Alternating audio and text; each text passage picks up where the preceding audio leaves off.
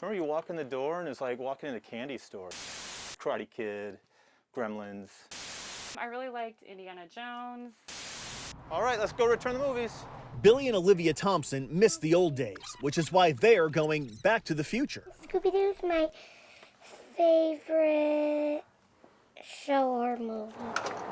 The golden age of video gave us the VCR, which eventually gave way to the DVD, which is now besieged by... In this new age of nonstop streaming, the Thompsons are swimming against the current. Got Silly. Great film. Their selection for Friday family movie night isn't Netflix or Amazon. They're getting Reckless. Basically kind of relived like what we did as a kid. What's kept you going all this time? Why have you kept at it? Well, I love it. Mike Kelley opened Reckless Video in Seattle's Maple Leaf neighborhood 30 years ago. It survived 3 recessions. Even a fire that destroyed the original building just across the street. Mike rebuilt. Feeling somewhat fireproof, Reckless rolled on. For the longest time, Reckless's biggest competitor was Blockbuster. But when that behemoth died, another monster emerged, threatening to devour everything in its path. When other people started talking about it and it became part of their vernacular, then we started to get kind of worried. As streaming services expanded, Mike's little neighborhood shop couldn't keep up. By 2019, Reckless was on the verge of shutting down forever, but Mike refused to close the doors on this little blue house. It's my home, you know, we take care of our home. So how has Reckless been able to survive for all this time? Well, it hasn't been easy. Now, here's that plot twist. In the middle of shooting this story, Mike called me. He had a major decision to make. And it's really time to close the business.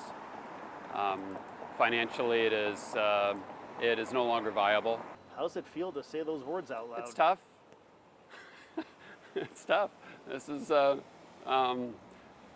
know, opening Reckless Video and working it in this neighborhood has been much of my life. Mike asked to speak with us outside so as not to upset his workers or customers. He said the pandemic closure has taken too much of a toll and confided he's not taken a paycheck from the business in 5 years, paying employees out of his own pocket.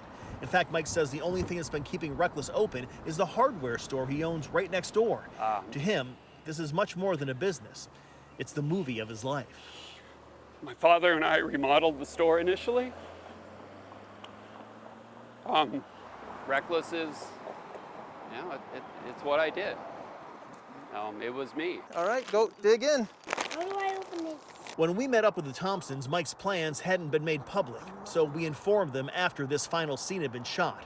Before that, though, they told us what a treasure the store has been and how, without Reckless, Friday family movies might never be the same.